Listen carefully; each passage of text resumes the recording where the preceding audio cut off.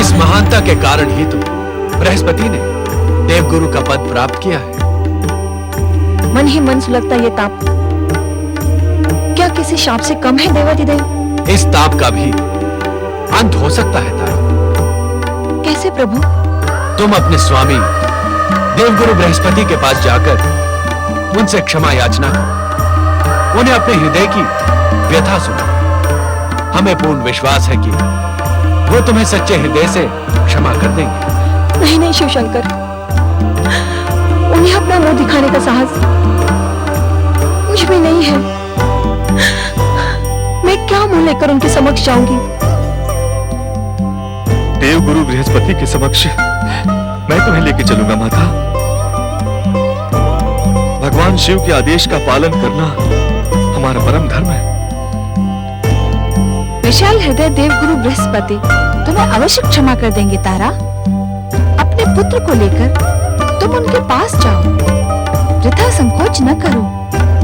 तुम्हारे दोष मुक्त न होने का एक कारण ये भी है कि अब तक तुम संकोचवश उनसे दूर रही। भगवान शिव और माता पार्वती की आज्ञा की अवहेलना हम नहीं कर सकते माता। हमें देवगुरु बृहस्पति के समक्ष जाना ही होगा। जो आज्ञा देवाधिदेव माता पार्वती। तुम्हारा कल्याण हो। स्वामी, आप अपने भय का कारण मुझे बताते क्यों नहीं? भगवान शिव शंकर से आपको किस बात का भय है?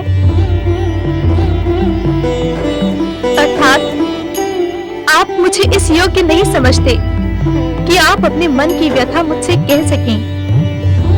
मैं आपकी धर्म पत्नी ही नहीं, मैं आपकी सबसे प्रिय पत्नी हूँ। मुझसे कोई बात आप कब तक छिपाएंगे?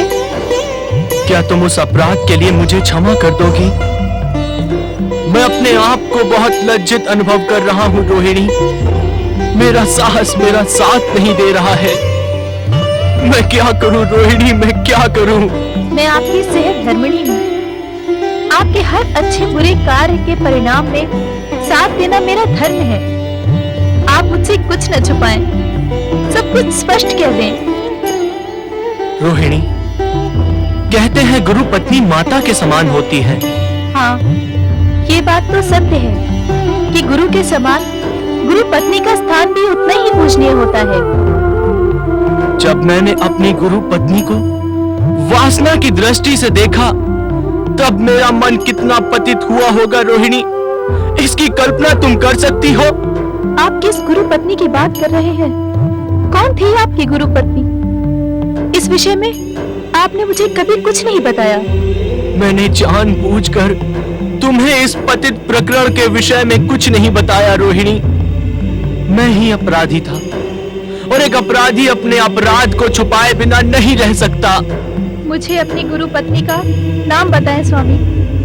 मैं आपको विश्वास दिलाती हूँ कि आपकी हर परिस्थिति में मैं आपका साथ दूंगी। सच्ची धर्म पत्नी होने का कर्तव्य निभाऊंगी।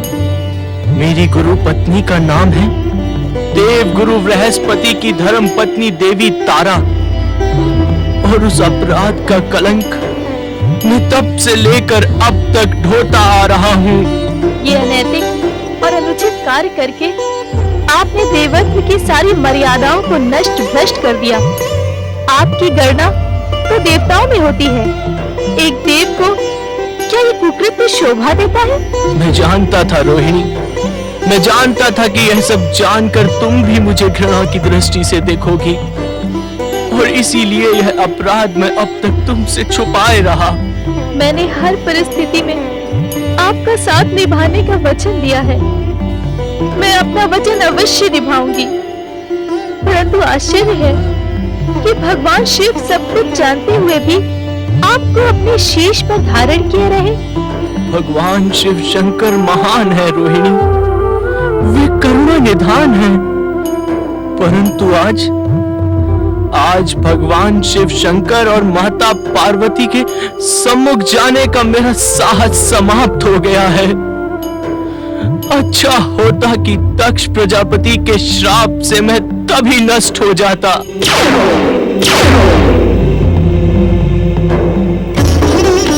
देवादिदेव महादेव, माता पार्वती मेरे पति के अपराध को क्षमा करें, उन्हें शिव कोप से नष्ट होने से बचाएं। दया करें करुणामय, दया करें। अर्थात आज चंद्रदेव ने तुम्हें इस विषय में सब कुछ बता दिया। माता पार्वती मेरे सुहाग की रक्षा करें, मैं आपके चरण छूती हूँ। मेरी वेदना आप समझ सकती हैं। धैर्य धारण करो रोहिणी। रोहिणी, यदि हमें चंद्र को दंडित करना ही होता तो हम यहाँ कदापि प्रकट नहीं होते।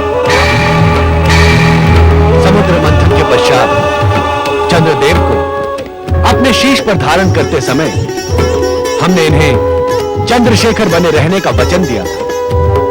वो वचन हम निभाएंगे रोहिणी, तुम निश्चिंत रहो। आप सचमुच महान है देवादिदेव।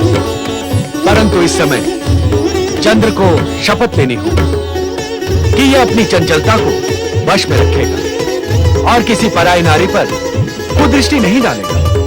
मैं शपथ लेता हूँ प्रभु, सच्चे हृदय से शपथ लेता हूँ कि अपनी धर्मपत्नी के अतिरिक्त सभी नारियां मेरे लिए माता व बहन समान होंगी। अब मेरे अपराध को क्षमा करके पुनः मुझे अपने शीश पर धारण कीजिए भोलेनाथ। देवी पार्वती, चंद्रदेव के प्रति तुम्हारा रोष शांत हुआ या नहीं? स्वामी, मैं आपकी सहधर्मिणी हूँ। जिसे आप क्षमा कर दें, उस पर रोष मैं कैसे कर सकती हूँ? चंद्रदेव, अब आप अपना स्थान सुशोभित करें।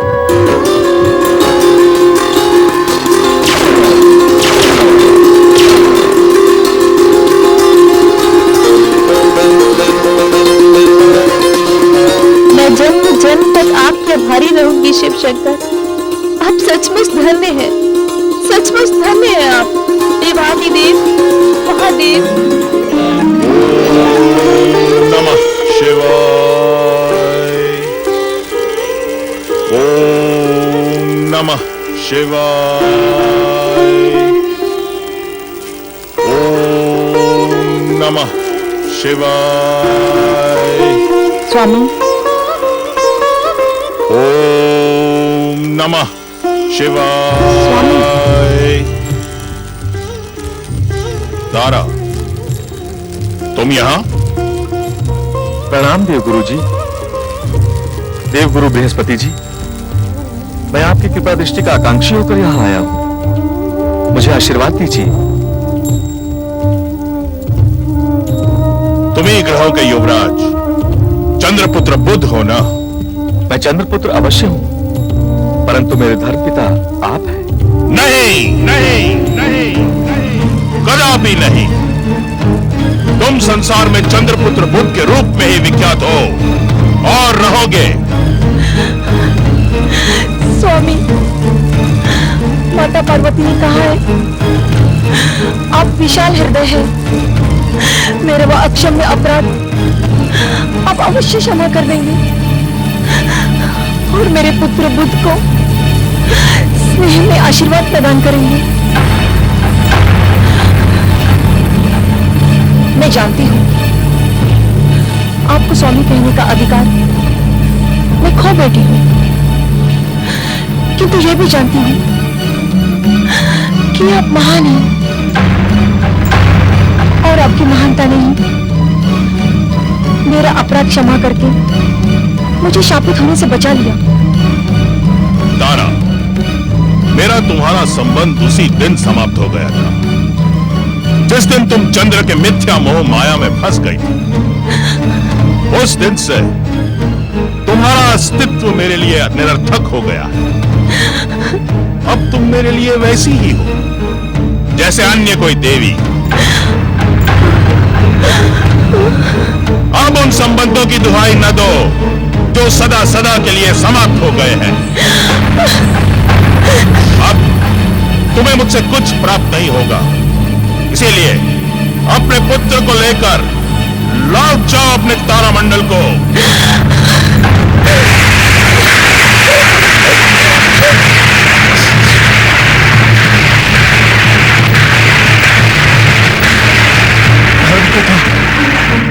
इतने निर्मोही न बने। माता के पाप का प्रायश्चित मैं करूंगा धर्म पिता। आप मुझे आदेश दें, माता के पाप की मुक्ति के लिए मुझे क्या करना होगा? जब तक आप मुझे आदेश नहीं देंगे मैं आपके चरण छोड़ूंगा नहीं धर्म पिता। मैं आपके चरण छोड़ूंगा नहीं धर्म पिता, नहीं छोड़ूंगा। मैं देव गुरु हूं बुद्ध। एक ग्रह होने के नाते तुम मेरे लिए किसी अन्य देवता के समान ही हो। मुझ पर करुणा करें धर्म पिता। पुत्र नहीं तो धर्म पुत्र कहकर पुकारें। आपका ये उपकार मैं जीवन भर नहीं भूलूंगा धर्म पिता। धर्म संस्कृति का यह नियम है कि जो व्यक्ति एक बार गुरु के चरण पकड़ लेता है, गुरु उसके सामने विवश हो जाता है। तुम्हारी सच्ची भावना और मातृभक्ति देखकर मैं भी विवश हो गया। मुझे अपराध मुक्ति का उपाय बताएं गुरुवर। मेरे चरण छोड़ो और भगवान शिव के चरणों का ध्यान करके सच्चे मन से प्रायश्चित का संकल्प करो। आप जो भी प्रायश्चित कहेंगे मैं उसे पूरा करने का संकल्प करता हूं। माता की पाप मुक्ति के लिए तुम्हें पृथ्वीलोक जाना होगा। पृथ्वीलोक?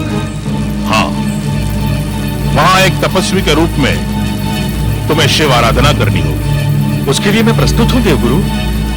तुम्हें एक तपस्वी के रूप में तब तक पृथ्वीलोक पर रहना पड़ेगा जब तक तुम एक महान पुत्र के पिता नहीं बन जाते। एक ऐसा पुत्र जो अपने श्रेष्ठ कार्यों से अपने पिता और माता के कलंक को नष्ट कर दे। एक तपस्वी रहते हुए मैं पुत्र का पिता बनूं, ये विचित्र बात कैसे संभव होगी गुरुवर? शिव लीला भी अति विचित्र होती है पुत्र। शिव लीला ने ही तुम्हें यहां आने पर और मुझे दिव्य दृष्टि से देखने के लिए प्रेरित किया है। आपने दिव्य दृष्टि से क्या देखा? अपनी दिव्य दृष्टि से मैं देख रहा हूं कि इस असंभव से कार्य में तुम अवश्य सफल होगे और अपनी माता को पापों से मुक्त कर दोगे। पृथ्वी पर मुझे कहां जाना होगा देवगुरु? महाराज मनु के पुत्र इक्ष्वाकु वंशी महाराज इल के पास जाकर उनसे तपस्या करने के लिए काम्यक वन में तपोभूमि की याचना करो। काम्यक वन?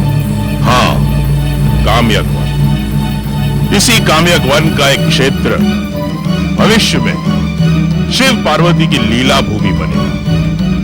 ये प्रेरणा हमें शिव आराधना से प्राप्त हुई। जो आज्ञा गुरुदेव, मैं आपकी आज्ञा का संपूर्ण पालन करूंगा। मुझे आज्ञा दे स्वामी।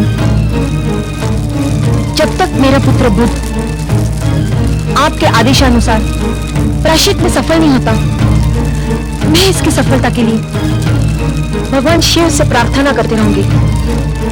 हम भी बुद्ध की सफलता के लिए भगवान भोलेनाथ से प्रार्थना करेंगे। तुम्हारा कल्याण हो।